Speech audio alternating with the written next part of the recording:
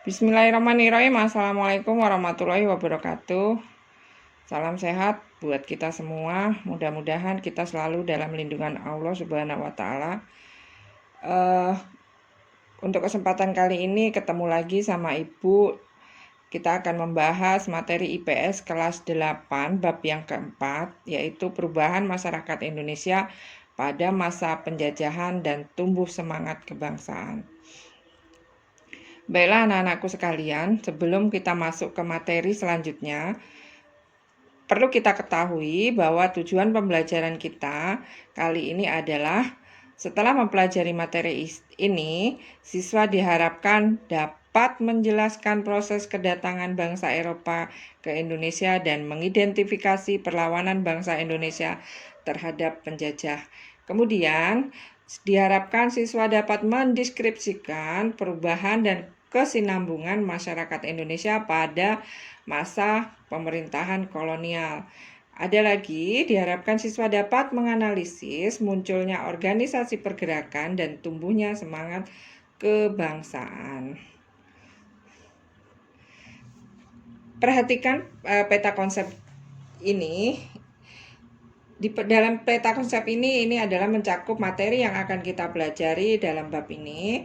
Judulnya jelas, perubahan masyarakat pada masa penjajahan dan tumbuhnya semangat kebangsaan. Yang akan kita pelajari adalah kedatangan bangsa Barat. Ada latar belakang, kemudian proses kedatangan dan reaksi bangsa Indonesia. Kemudian bagaimana kondisi masyarakat pada masa penjajahan.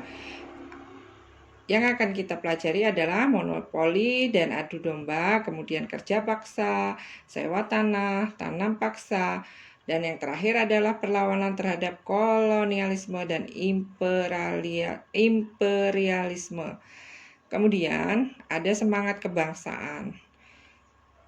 Ada latar belakang, tekad Sumpah Pemuda, pergerakan nasional, masa pendudukan Jepang, dan perubahan masyarakat masa penjajahan.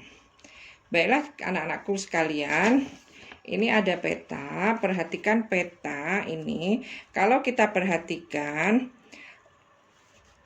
luas negara Indonesia dibandingkan dengan negara tetangga, negara Indonesia adalah negara yang besar. Kekayaan melimpah dan kaya akan budaya. Nah, kondisi inilah yang menyebabkan atau yang membuat daya tarik bangsa Eropa ke Indonesia. Kedatangan bangsa Eropa ke Indonesia ini berdampak positif dan dampak negatif. Dampak positifnya itu adalah hubungan dagang, kerjasama budaya dengan bangsa Barat itu terjalin dengan baik. Tetapi untuk dampak negatifnya terjadinya penjajahan masa lalu. Nah, anak-anak tentunya sudah tahu bahwa bangsa Indonesia paling lama dijajah oleh bangsa Belanda selama 350 tahun dan bangsa Jepang selama 3,5 tahun.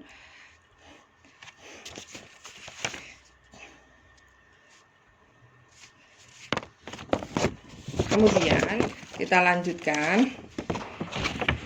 Dengan adanya penjajahan,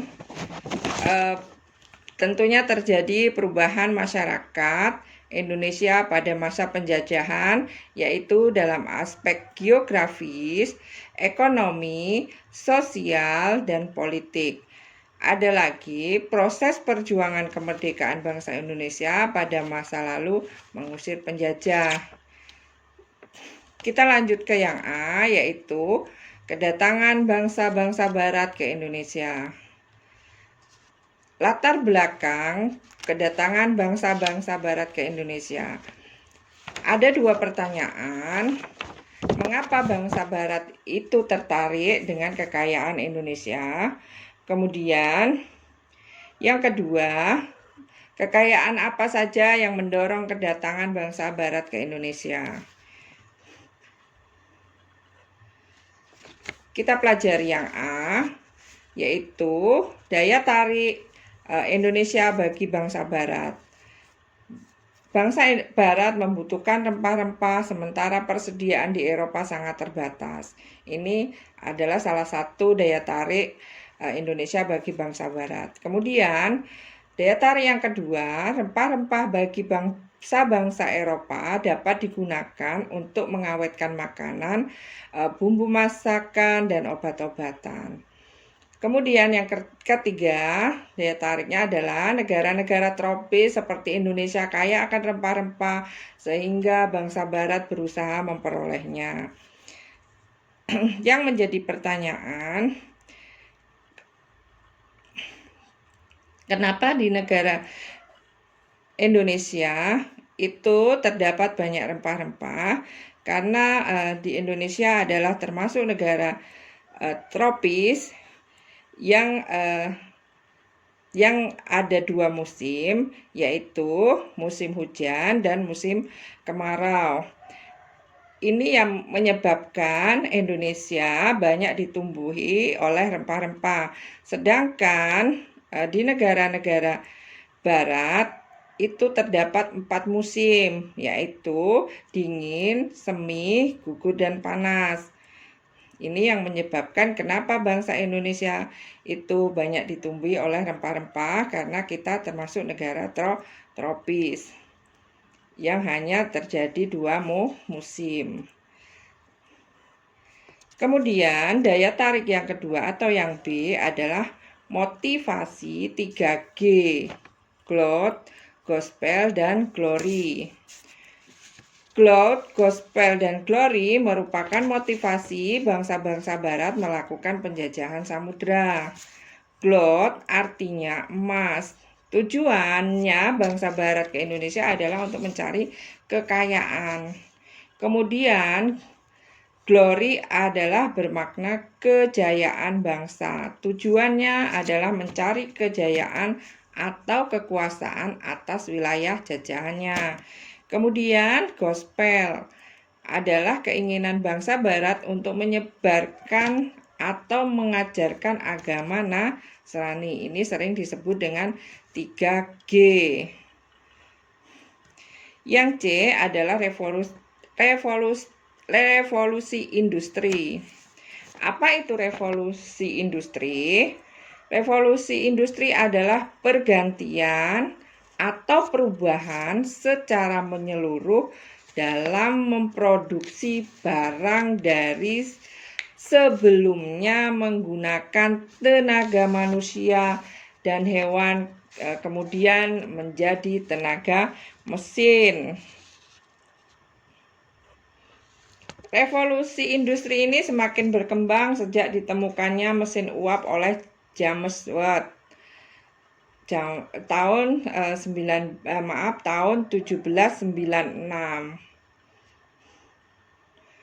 Oleh karena itu, dia mendapatkan gelar Bapak Revolusi Industri. Ini tahun 1796 dijuluki Bapak Revolusi karena apa? Karena menemukan mesin uap, yaitu siapa? James Watt. Kita renungkan, kekayaan alam Indonesia berupa rempah-rempah menjadi salah satu pendorong kedatangan bangsa-bangsa barat ke Indonesia.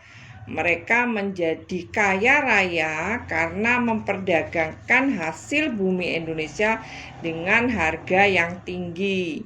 Sampai saat ini pun semua hasil bumi tersebut masih tumbuh subur di Indonesia. Bangsa Indonesia harus selalu memperhatikan bidang pertanian dan perkebunan, sehingga tetap menjadi penghasil utama rempah-rempah di dunia. Kita bahas yang kedua, yaitu kedatangan bangsa-bangsa barat ke Indonesia. Ini masih terdapat 2 pertanyaan. Bagaimana proses kedatangan bangsa-bangsa barat ke Indonesia? Kemudian ada lagi pertanyaan, kegiatan apa saja yang mereka lakukan dalam perjalanan tersebut? Anak-anakku sekalian, perhatikan peta rute kedatangan bangsa Eropa ke Indonesia. Bangsa-bangsa Eropa datang ke Indonesia dengan menggunakan jalur bawah selatan. Untuk yang garis merah ini garis merah digunakan oleh bangsa Portugis untuk datang ke Indonesia. Ini jalurnya seperti ini. Ini bangsa Portugis. Seperti ini, kemudian sampailah ke Indonesia. Kemudian untuk garis yang berwarna biru, ini adalah jalur yang digunakan oleh bangsa Belanda untuk sampai ke Indonesia. Ini jalurnya hampir sama dengan bangsa Portugis seperti ini. Ini sampailah ke Indonesia. Kemudian untuk bangsa Spanyol itu bergerak ke arah kiri. Kalau bangsa Spanyol itu beda, itu bergerak ke arah kiri. Ini yang garis hitam, ke arah kiri seperti ini. Ini ke arah kiri. Kemudian sampailah ke Indonesia. Ini muter ke sini, kemudian sampailah ke Indonesia. Ini adalah rute kedatangan bangsa Eropa ke Indonesia. Kita masuk ke yang A. Kedatangan bangsa Portugis di Maluku. Bangsa Portugis merupakan bangsa pertama yang mencapai Kepulauan Nusantara. Kemudian pada tahun 1486 Bartholomeus Dias melakukan pelayaran pertama menyelusuri pantai barat Afrika. Kemudian Portugis mencapai Malaka pada tahun 1511 di bawah pimpinan Alfonso de Albuquerque. Kemudian Portugis tiba di Ternate, Maluku tahun 1512 di bawah pimpinan Antonio dan Francisco. Awalnya masyarakat Maluku menyambut dengan baik dan saling berebut menanamkan pengaruh kepada Portugis agar Portugis dapat membeli rempah-rempah dan membantu masyarakat Maluku menghadapi para musuh. Kemudian yang B, ekspedisi bangsa Inggris. Sir Francis Drake pada tahun 1577 berangkat berlayar dari Inggris ke arah barat. Dalam pelayarannya, rombongan ini memborong rempah-rempah di Ternate. Kemudian, mereka mendirikan persekutuan dagang milik Inggris yang disebut dengan nama EIC atau East Indian Company. Pengaruh Inggris tidak terlalu banyak karena terjadi perebutan kekuasaan antara EIC dan VOC milik Belanda. Kemudian yang C, kedatangan bangsa Barat atau bangsa Belanda ke Jayakarta yang sekarang adalah Jakarta. Pada tahun 1595, rombongan ekspedisi pertama bangsa Belanda berangkat di bawah komando Cornelius de Houtman. Pada pelayaran kedua dipimpin oleh Jacob van Eyck dan Van Vaarvik. Kali ini Belanda lebih ramah dalam kedatangannya di Indonesia sehingga mereka disambut dengan baik. Tanggal 20 Maret 1602 Belanda menciptakan kongsi dagang yang disebut dengan VOC. dengan tujuan mendapatkan keuntungan sebesar-besarnya serta memenangkan persaingan akan perdagangan yang ada di Indonesia.